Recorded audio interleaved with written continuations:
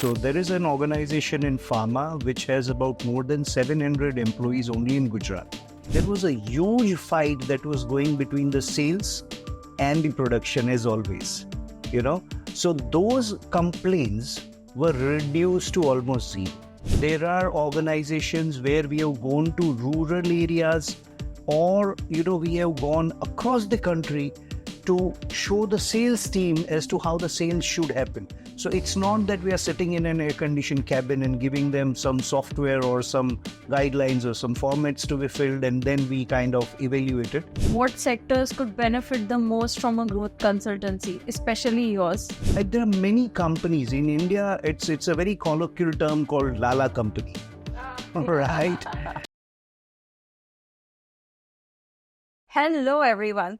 Welcome to Let's Talk Sense. I'm your host, Neharika Vaidya. As a marketing strategist and a passionate podcaster, I've always been driven by conversations that spark innovation, inspire growth, and bring new perspectives to the table. I hope you enjoyed our last episode with Mr. Chinmay Shah, where we delved into the exciting realms of fintech, startups, and innovation. In today's episode, we'll be exploring the world of business consulting, training, and coaching. These are crucial topics for businesses looking to elevate their operations and to survive in the competitive landscapes of today. Joining us today is a true expert in this field, Mr. Ankit Joshipura. Welcome to the show, sir. Thank you, Neharika. With years of hands-on experience, Mr. Ankit has helped various organizations overcome business challenges with his customized training solutions and coaching. As a business consultant and a training specialist, he's worked with multiple cross-sector companies like Tata, L&T, Torrent, RBI, ICICI, Mahindra & Mahindra, Intas, Zydus Cadila, and more, offering them strategic insights and tailored approaches that not only improve productivity but drive sustainable growth. Ankit has a knack of understanding nuances of different industries and offering them tailored solutions accordingly that really work. Today we are here to gain some wisdom from him, know his success stories, and also put him in the spot and ask for some actionable advice on real life situations. So on that note, let's move on to the first segment of our show, long-term training projects and cultural insights. Mr. Ankit, training has been an integral part of many cultures since older than the Han dynasty. What do you think the organizations in the current times, how can they benefit from long-term training projects? So first of all, Neharika, let me compliment you because the conversation breaker also has set its own standard. As it says in the army, Indian army में एक बहुत अच्छा कहावत है कि जितना आप practising ground में पसीना बहाओगे उतना मैदान जंग में खून कम बहेगा. So the more you practice and sweat in your practicing ground, the less you bleed in your warfare. And that's why continuous and rigorous training is very much required. Now, one of the first value system that we follow at Metamorphosis is accountability. Over a period of time, if you look at this particular business or it is particular vertical, what happens is that people do impart training, but then there is no accountability or there's no tangibility. And we wanted to bring that in. So that's why we have designed a long-term training intervention for the organizations.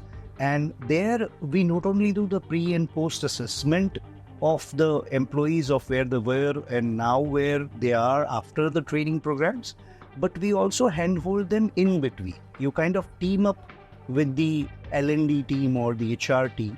So that is very much required and it gives multiple benefits.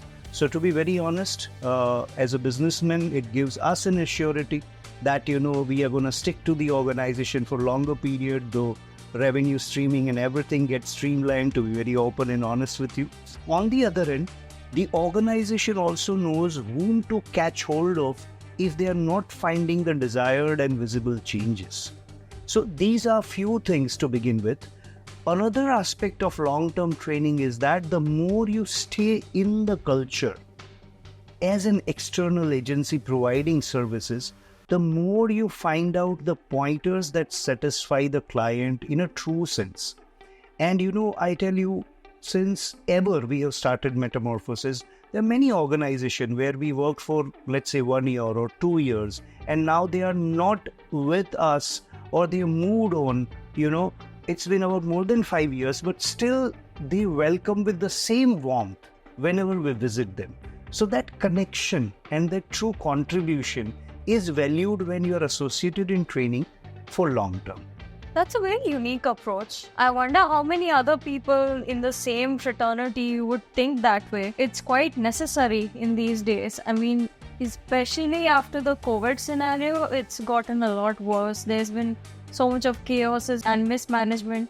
And that's where I think you've entered in the right time. Could you share a success story or two where organizations have benefited immensely from long-term training projects? Okay.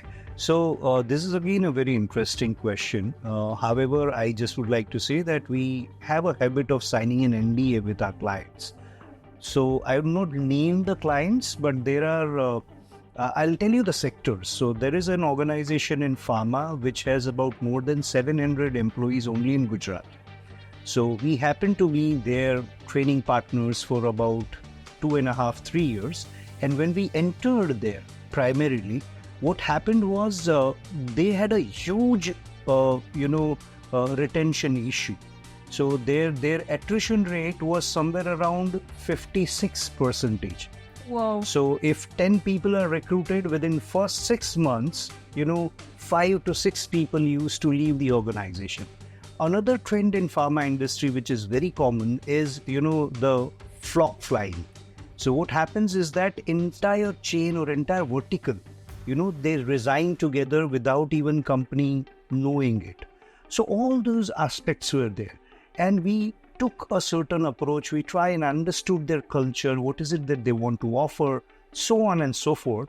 But within 1 year and about 2-3 months, I can proudly say that because of the efforts of Metamorphosis, we could bring it down to 26. That's a lot. Yeah. So 56% of attrition rate brought down to 26.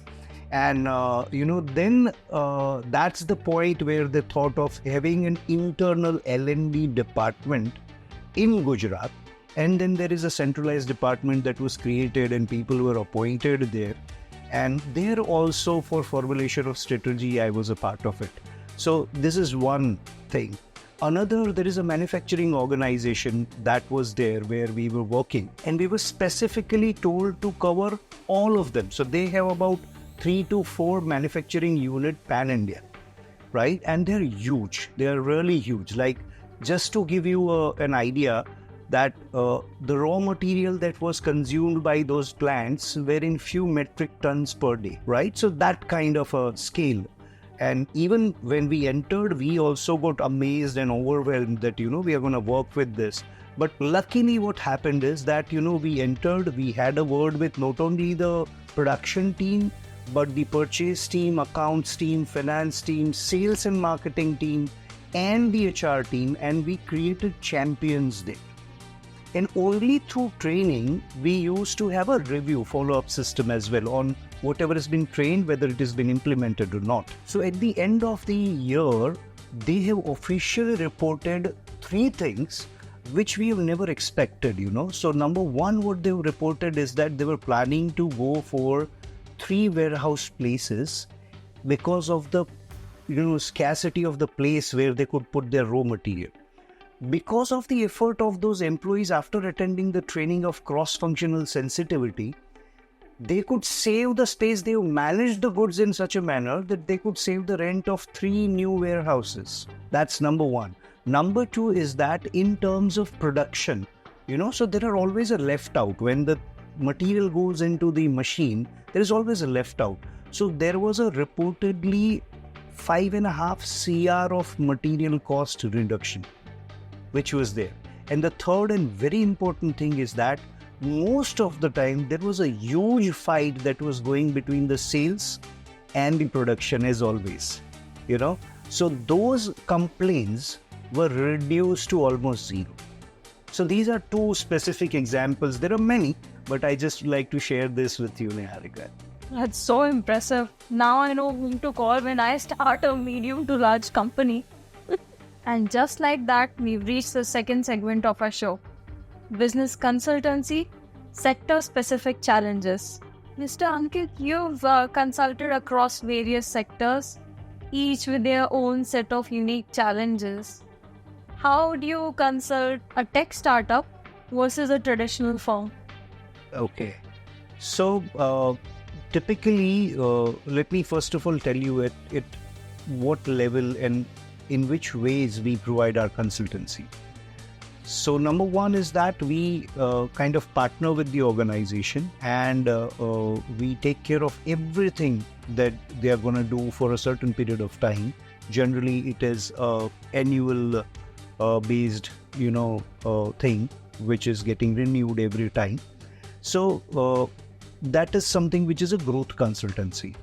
Then there are certain specific consultancies as well, like if you want to have a system and process to be set in your organization, or when you wish to have your sales to go up and your team to get aligned towards your business goals. So that's there. If overall you wish to have a better camaraderie between the team, right? And with that, if you wish to have, let's say something where you just want to have increment in the productivity. So all these different facades and aspects of providing the consultancy. Now coming back to the two very, specific segments that you've chosen, and there is a parallel as well as there is a, absolutely 360-degree change. If first, if I go about a tech startup, so tech, general experience that we have, with all due respect, is that they are exposed to very many things. They know that there is a system which is available on internet or otherwise where they can find solutions. So they primarily feel that we can get it from there as well. Why to get to a person or an organization to understand that? So primarily we establish the trust with them, and one of the very important thing is that we have a very clear-cut rule that we don't hesitate to confess in front of a client what we know, and what we don't know. So when we go to tech startup, their challenges are different, One of the very important things that I have observed over a period of time is that there are many youngsters who are into this. And when it comes to that, they tend to kind of, couldn't differentiate in between who is working for them, who is working with them, and who is working for themselves. Oh. Right? These are three different segments. So we help them identify them in the team if there is a team. If there is no team, we help them to create teams. And the aspect where the rubber hits the road, where the actual business should come in, where the balance sheet should become fat, that's where we kind of do our consultancy as far as the tech startup is concerned. And if we go for any orthodox business, as you very rightly pointed out, like there are many companies in India, it's a very colloquial term called Lala company. Right. So when that comes to us as a client, or when they share their viewpoint of hiring us or walking a path with us, we always see to it that the culture of professionalism is being brought in from all the angles. Any department, there has to be professionalism. So that's how we get into there. And I just would like to tell you one simile also, which is ultimately you go to any sector, the executors are individuals, human beings. So if you can crack that code of rapport, if you can touch their heart, and if you can align them with the vision and mission that they've actually thought of, then things becomes easier. Fattening the balance sheet. Team, please take note. We have to consult with him for that. So in your opinion, what sectors could benefit the most from a growth consultancy, especially yours, and why? Okay. So I'll come to the why later, as it has been asked later. However, the point out here is not the sector, but their situation. So it can be any sector, but just to give you a framework of where we could create impact is somewhere around an organization having a turnover of about 5 CR to 500 CR. And this bracket is not, broadened up overnight. It's been more than a decade that we are into this. We began at a very small level, and then we grew. So how can it benefit to, or which particular sector, rather than at which position or which stage they are, right? Number one is that the readiness of the owner, the stakeholder, has to be there in terms of taking that giant leap, or actually listening to somebody who is considered to be outsider, and after joining hands also for a quite number of time, the person or the institution is going to be considered as an outsider, not only in their mindset, but in the mindset of the employees. So that's the first prerequisite. If you're ready to listen to someone who is coming and telling you what to do, what not to do in the business that you have been doing since ages, then we are the people for you. That's number one. Number two is that, I have typically seen that whenever there is a consulting, it is more inclined towards advice or suggestions or formats or jargons and so on and so forth. When it comes to metamorphosis, we would like to add one more thing, is that we are their execution partner as well. Or so to say, we are the flag bearer of the implementation. There are organizations where we have gone to rural areas, or we have gone across the country to show the sales team as to how the sales should happen. So it's not that we are sitting in an air-conditioned cabin and giving them some software or some guidelines or some formats to be filled and then we kind of evaluate it. We actually put our skin in the game. So anybody who is willing to have that kind of an acceptance, our consultancy can be of help to them. Now coming to why metamorphosis, why our consultancy. So one of the rule that we have been following since last more than 5 years now is that, and I would like to say it with pride because the credit goes to my team, whomsoever we have consulted, we have given them a promise that whatever we are charging from will make you earn that much of amount, so that at the end of the tenure, when we decide to be friends only, the budget burden would be zero from metamorphosis. So if, let's say, for example, if I'm charging somebody a few lakhs per month, after 12 months, that few lakhs into 12 is an additional revenue that we ensure that they generate over and above the committed profits. So that's why, number one reason, because ROI, return on investment, should be the concern of any investor or any client for that matter. Number two is that, why metamorphosis? So we have very specifically chosen team who knows their game. Not only that, who have championed it, they have proven themselves. So only those type of people go to organizations. And third and very important thing is that whether we are there with them as consultant or not, the relationship stays for entire life or rest of the life. Only because one of the core value that we focus is integrity. There is not a single thing that goes out of that organization until and unless they have permitted us to. We don't make things public. So I think these are the three reasons: ROI, openness, and the impact, and third is the integrity, because of which one should go for metamorphosis consultancy. So I think my takeaway from this conversation is, audiences, if you're willing to listen, implement, and thrive, and also searching for a person whom you could trust to get your job done, get in touch with Metamorphosis. Absolutely. On to segment 3, training style and influences, the greatest of all kinds of training. From what I understand, you've developed a unique way of training. Can you share how your clients could enhance their learning and implementation from your style of training? Okay, so in one line, if I have to sum it up, it happens naturally and it happens organically. Because over a period of time, of course, we also have our learning journey, which is still going on, and we pour that learning into our services. So there are a few things that are very different. If you look at the pedagogy of the way we conduct the trainings, what happens is that we use a lot of conversation igniters. So it's not just knowledge sharing or knowledge imparting. It's not a one-way thing where, it has been delivered and there are only receivers and a deliverer.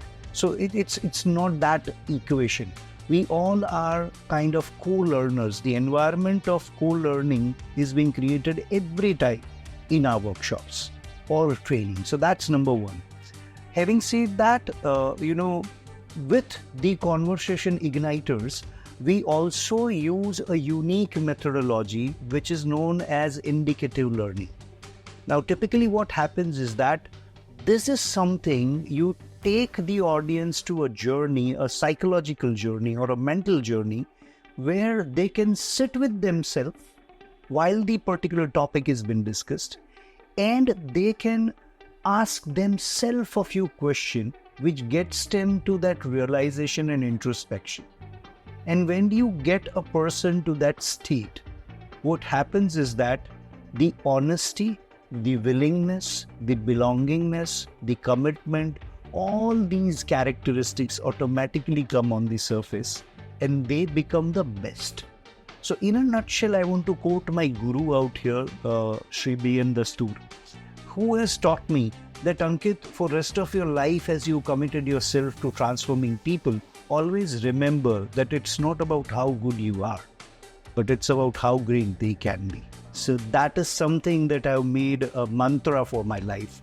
And by the grace of God, luckily I've been able to leave that and pass it on to each and every faculty who exists with metamorphosis.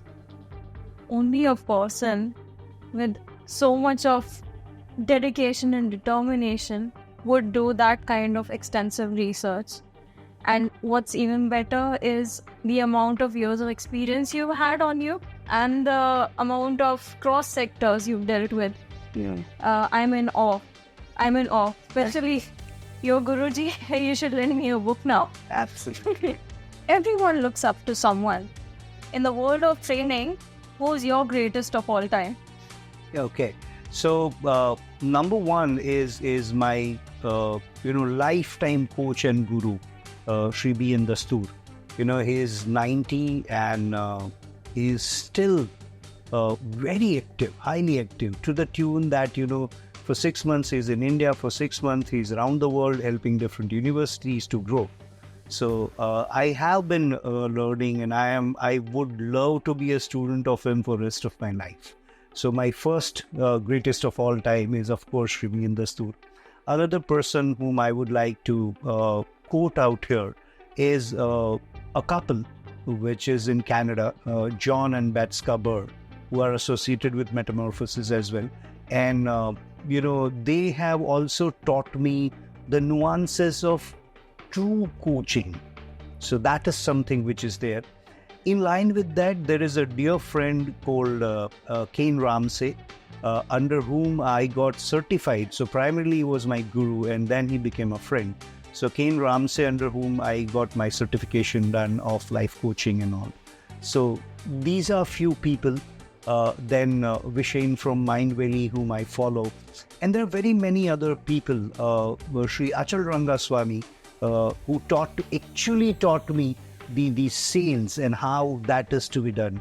Mr. Animesh Bhatt, the guy who told me or taught me and made me practice the spin way of selling sales or in selling.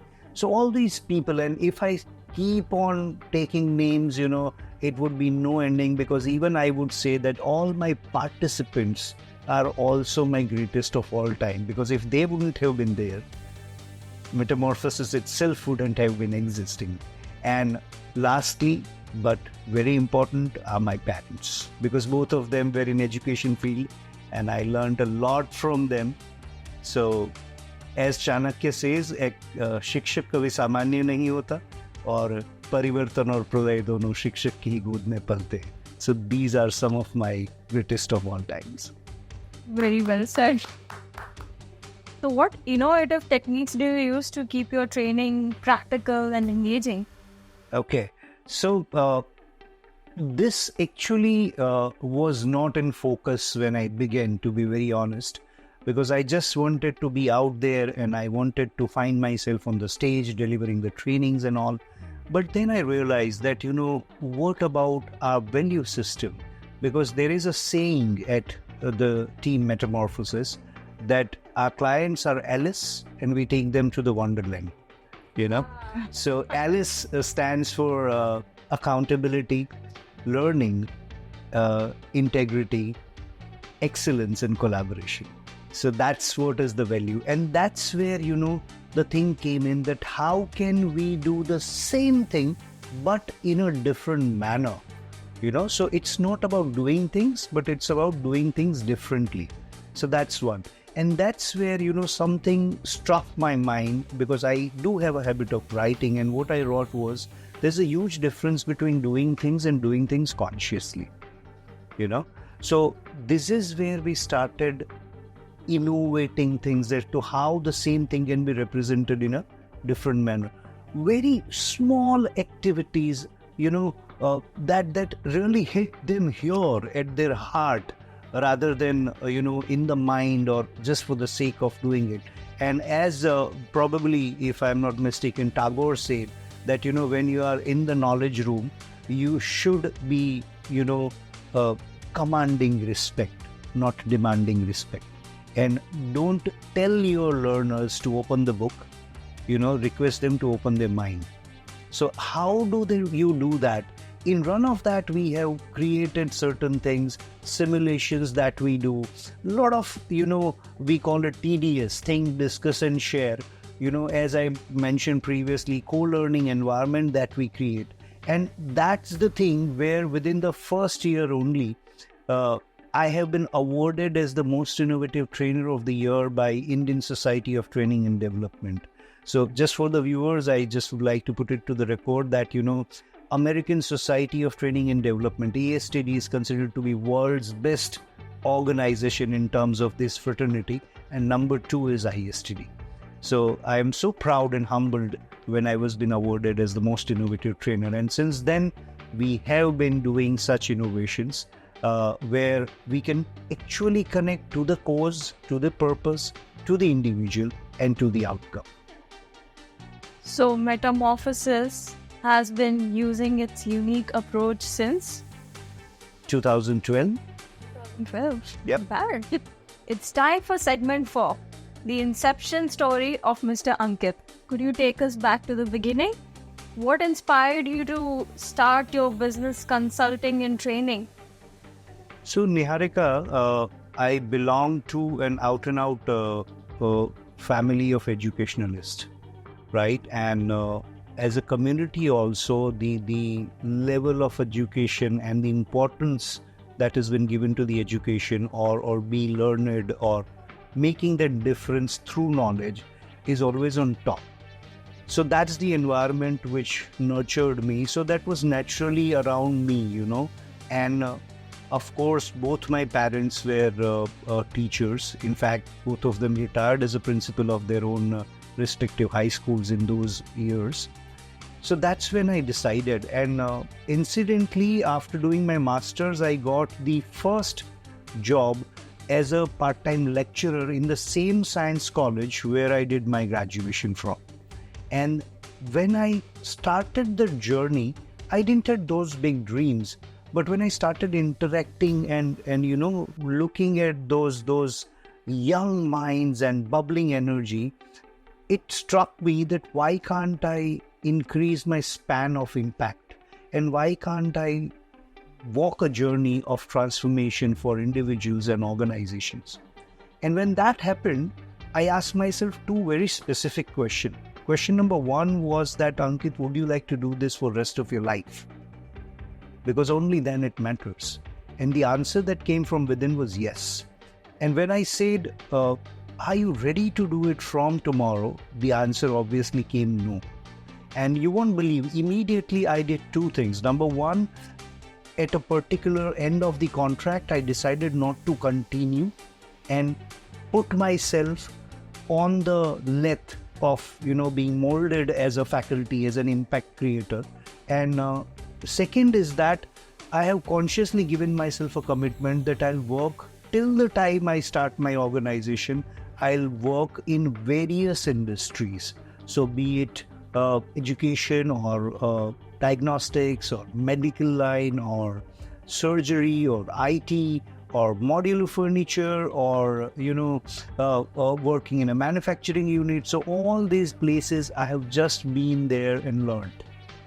And it was the third day of my career, which was 18th September 1998, when I decided the name of my organization as Metamorphosis on the street of Rajkot at 2:30 a.m. So, in a nutshell, I just would like to say that it's not a by chance thing, it's absolutely by choice that I'm into this field. So that's the story, and rest is history. It's really inspiring. If you don't mind, what's your city of origin? So I was born in Rajkot and I was brought up in Junagadh. And since then, I have been now almost kind of a regular visitor of all the cities and states of India. Fellow Kathiawadi. Yeah. I'm personally rooting for you. What were some of the early challenges you faced in your journey and how did you overcome them? Oh, Neharika, tell me about it. See, I tell you, I would like to portray this with, an analogy of three big rocks of my journey till now. So first biggest rock was I was a novice. I was not that familiar with entrepreneurship. So it happened like switch on, switch off. The day before I was an employee and the next day I was employer in making. So it's a sea change that has come overnight. So having those settling time with yourself for a few months was really big challenge. And then you're short of funds because there are no messages that are going to drop in the 1st to 5th that your account has been credited for so much salaries, right? So that was the biggest challenge to create that fund. And even today, Metamorphosis is a bootstrap organization. But yeah, a very happily bootstrapped organization it is. So that's the first rock that I had. Rock number two that I faced was, I would not say over trusting or making wrong decisions, but yeah, people do have their choices. So there are a lot of coming and going with the organization.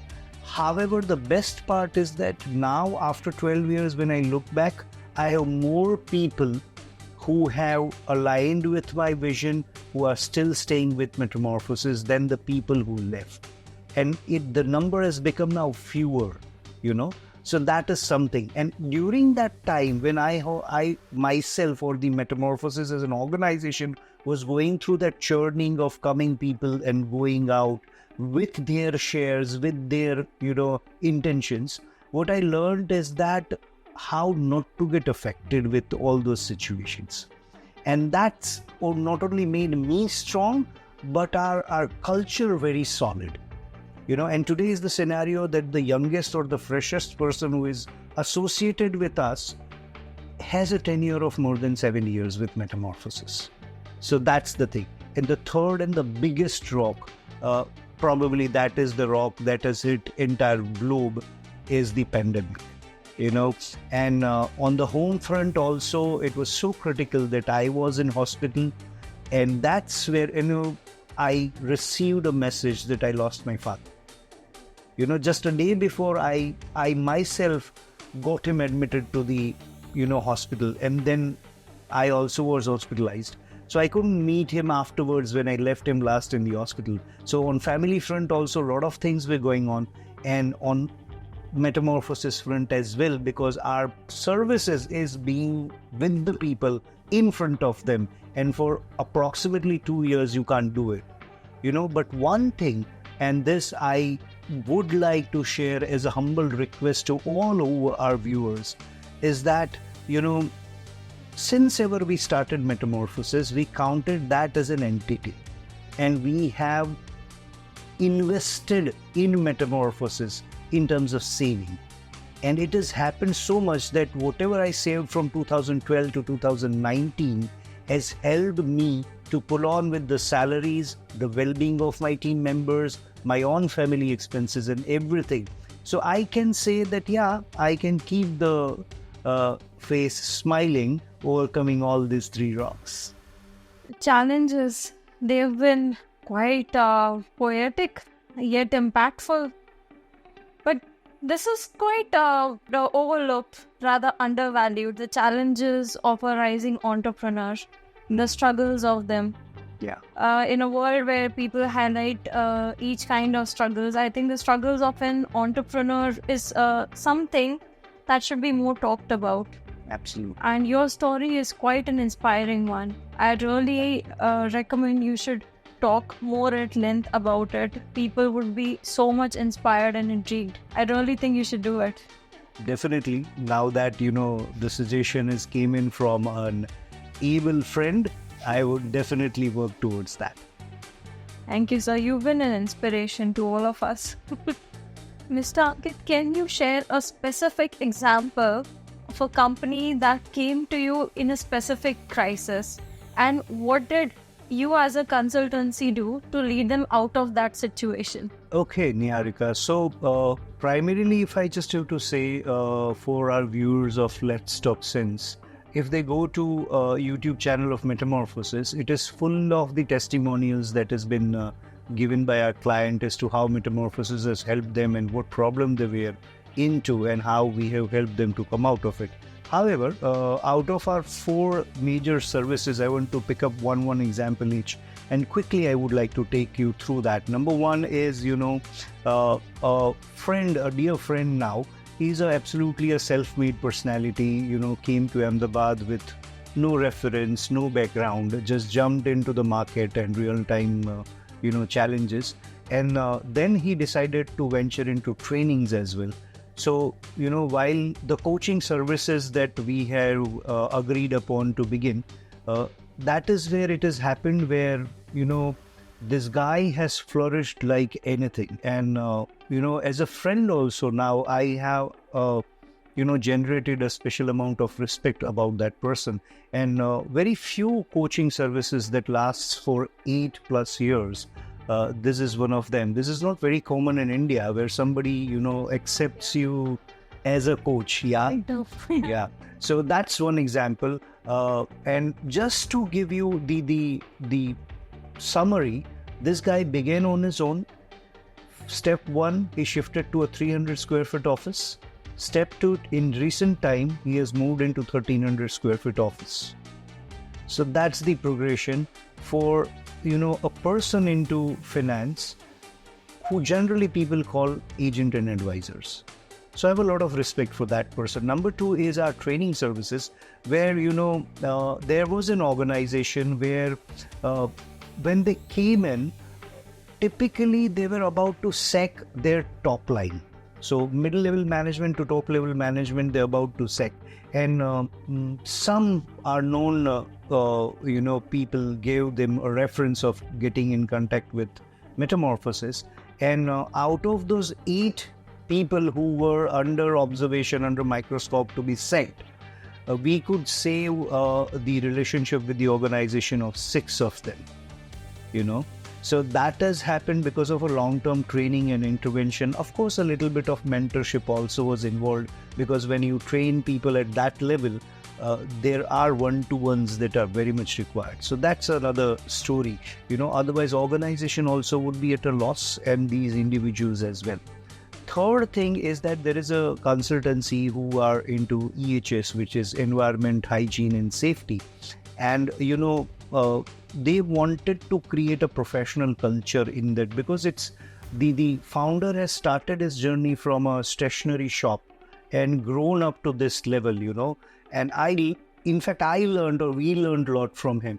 But only one sentence that I would like to quote that he used for us, and it's there on the YouTube channel of Metamorphosis, that, after meeting Metamorphosis and team of Ankit Bhai, I would like to say that, Metamorphosis has done some miracles in my company. So that is something there. And last but not the least is our outbound training programs, where, we generally do training for as small as 20 people to as large as 300 people at one go. And this is one of the biggest governing body of India, where we had an opportunity to deliver our program. And the outcome was that the cross-cultural conflict were, considerably reduced. And there were 2 to 3 specific states from where people were not ready to take transfers. After our training and 2 months of, outbound training and 2 months of follow-up, I think 60% accepted the transfer letters and with promotion. Whoa. That's amazing. Yeah. And it makes you feel so satisfied and proud that you are actually contributing to the purpose with which you are in this market. This reminds me of something, might sound a bit unorthodox. A very great person once said in Gujarati, "Thai, no tho joe, tyare pon thai." Exactly. But now, I think they should change it to this.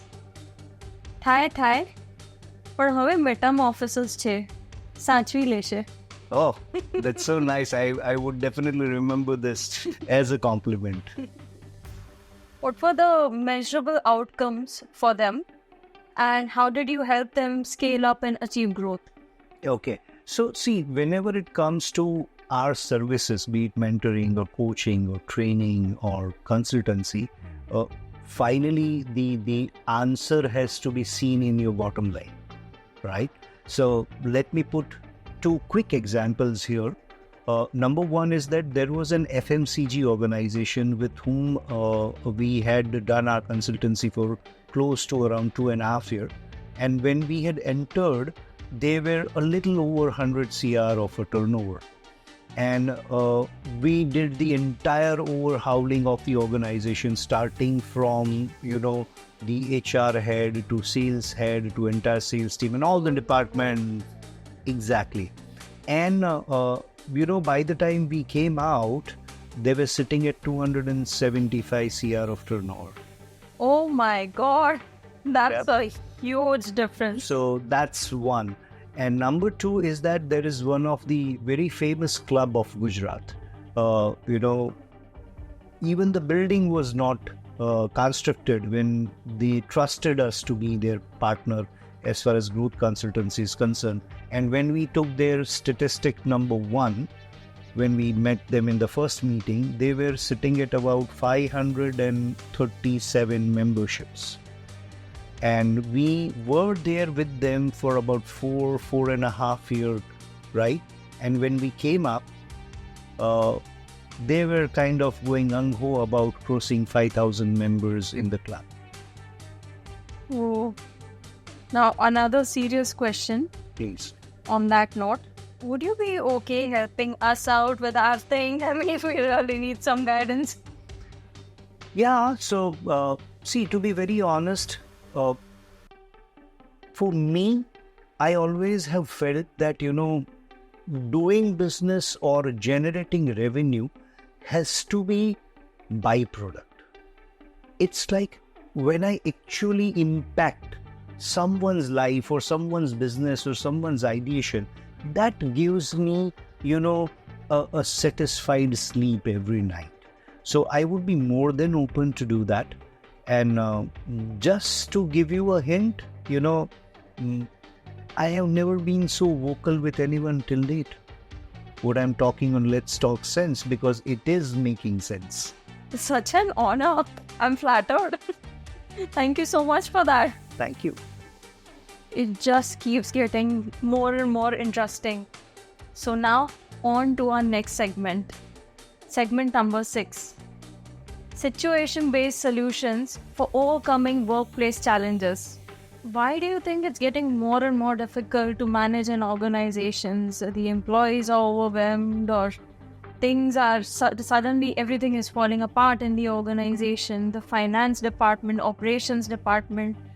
It used to happen before, managing organizations in a certain manner, where the success rate was a bit higher than what it is today. What do you think could be the cause of it? Okay, so Neharika, for the first time in our conversation, I just would like to give a disclaimer to my answer. Is that whatever I'm going to speak now is generation agnostic, gender agnostic, and it's like level agnostic. So here we need to understand the very psychology of a human being or a human race. We all do understand the survival of the fittest. How can I prove myself better than the other? That's the course of life since ever. However, the new profound psychology that teaches us, and I would like to put it in a very simpler manner, that any individual, when they focus on the 3 P's that I'm going to narrate out here, many challenges can be reduced. So number 1, first P is the person. As an individual, be it you as Neharika or me as Ankit, we are much more than just a name or just a position or just a role or just a part of an organization. We are much more than that. So one should never forget that, so that it would help us to not let others demean us so easily. So that's number 1. So person. Number 2 is position. Whenever you are being restricted, or you are being instructed or controlled or commanded, it's happening because you are at that position. मतलब अगर मैं अभी आपको कुछ कह रहा हूँ और आप मेरे टीम मेंबर हो, तो मैं आपको कंट्रोल नहीं कर रहा हूँ, मैं उस पोजीशन पे क्या होना चाहिए उस चीज को कंट्रोल करना चाहता हूँ. And many people, be it old generation or new generation, they kind of confuse themselves between the difference of this person and a position, right? So that's the second P. And the third P is profession. So even if you are an employee, you have your professional ideation, you have your professional value, and that's itself your profession. So how do you keep all these 3 things separate? A person, a position, and a profession. So when you learn to do this psychologically, it would meant to be the case where the environment, which is we generally called a VUCA world, volatile, uncertain, complex, and ambiguous, the challenges would seem to be fizzing off. I think I'm going to use this on my husband. I mean, it's not individually directed at you, but rather the position of being a husband. Exactly. So, and see, I tell you, even I would wish to use it, as you have made a pun. I would wish to use it with my better half. You would. However, the point is that I am requesting everybody to use it on everyone else, including themselves. And that's where the magic happens. So first you understand to discriminate between your person, your position, and your profession. And then you also help others to do the same. And the world would be a beautiful place to live within. This is getting so much more interesting. I'm having a blast. Thank you. Leaders are crucial in navigating change. What, according to you, can a leader do in an organization to foster an environment where resilience and growth gets an impetus? Okay, so this is a very, very sensitive area where we are entering, and that's why I don't want to be biased, and I would like to address both the sides of the coin. So leader, I always call a leader, and then there are people who are leader to be, right? So these are the 2 sides. So first of all, let's begin with what leaders should do or how they can be, the flag bearer of the change or growth or whatever you say, progress.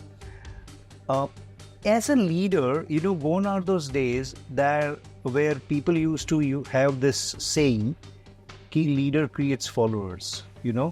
Today's world, a leader has to create a leader. That's the first focus. Number two is that a leader is the one who, should be able to simultaneously wear a two different size of shoe in both of their legs. At one go, they should be in their own role, and at the other go, they should be also be able to understand, empathize, and help the other side of the table as well. And most of the time, the initiator has to be the leader. Don't wait for people to come to you. And the more you will go to people, and remember this, I would like to repeat this, the more you will be going to people, you yourself will become a go-to person.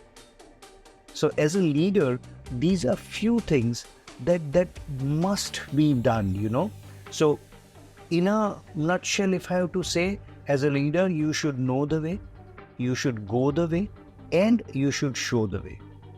So that's from the leader's side. Now let's get to the flip side, the leaders in making or leaders to be. One critical advice, for the first time I am probably using the word advice, but one critical advice that I have received from my mentors, and I would like to pass it on to all my viewers, is that whenever you have a leader whom you are looking up to or whom you are reporting to or whom you have to report, just, have that courage and ask them this one question that, sir or ma'am, how should I work that helps you to work seamlessly and better? So when you do that, you are breaking the glass wall between the two of you, which is created by the perceived level. Because आज की दुनिया में आपकी बगल में बैठा हुआ बंदा, or let me put it this way, that the person who is sitting next to you, on the very next day, you will be sitting next to him but reporting to him. So accepting him as a leader is also a big challenge, and that creates a chaos. So it's either side, both the sides, the candle needs to be burned from both the sides to meet at the center. So this is my, viewpoint on the question that you have asked. In reference to that, what would your suggestion be to organizations in regards to the kind of employee that should be put in a leadership position? And also, one more aspect of that is, what kind of leaders deserve to be, or what kind of criteria should they match to be the core team members or a part of the top management of the organizations? Okay, so I would like to, begin with the first and very important thing is that whosoever is the person at whatever cadre or a level they are, when they are to be chosen for a specific role of importance, the alignment to VMV is very important. Now, when I say VMV, I mean vision, mission, and value of the organization. If the person doesn't understand those things, they are gonna have an approach of my way or highway. So that's, at that level, organization cannot afford, that kind of trial and error. So that's number one. So alignment with VMV. Number two, the human aspect of a person, from where the emotional intelligence, the subject of the, which has become the talk of the world in current scenario, has arose or came into existence. So that human part has to be very strong. And third and very important thing is that one must not forget that we are just ahead, but we are on the same path. So people who are probably by any reason are not with us, or they are behind us or following us, are also walking the same track, So when we go with that, I think these three qualities, when organization, kind of put into the scale and weigh the person against that, they will definitely find a good leader. Because it's very important to fill up the position, not by good people, but by right people. Very aptly and strategically put.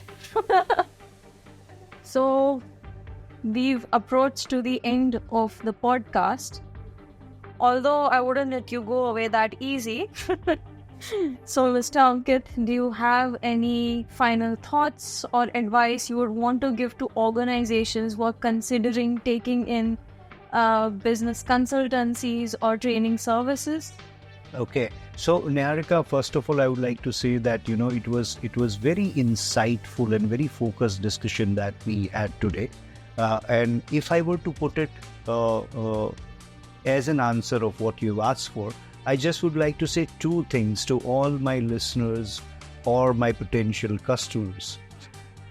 One is that you cannot keep these services, which is mentoring, training, coaching, and consulting, as your second priority to solve your first priority problems. Just find that. That's number one. And number two is that कि स्वामी विवेकानंद ने भी जब अपने आप को रामकृष्ण परमहंस को समर्पित किया था, तब उन्होंने भी उनकी परीक्षा ली थी. So even though he was a chela and Ramakrishna Paramahansa was guru, तब भी विवेकानंद ने रामकृष्ण जी की परीक्षा ली थी. So मैं आप सब लोगों को इनवाइट करता हूँ, because there are people who are coming around as mushrooms, putting a tag as a coach or a trainer or a facilitator or master of XYZ or expert is very natural and normally happening in this market. However, do taste us. Let us go through that litmus test. Let us go through that. I'm talking about entire fraternity. Let us go through that acid test. And then you trust them, gauge them whether they're fitting to your standards or not. But, it's advisable to make people like us as part of their organization and their transformational and growth journey. Thank you for your wonderful insights, Ankit sir. I'm so glad you honored us with your presence at our show. And also for the organizations tuning in to this podcast, if you're looking for the right flavor for your organization, the flavor that could bring in the perfect amount of spice, or rather fattening up your balance sheets, I suggest you get in touch with Metamorphosis. Well, I hope you loved the podcast. I know you did. So now let's get to the main thing, the thing that matters to us mostly. Like, save, subscribe, and don't be shy to share.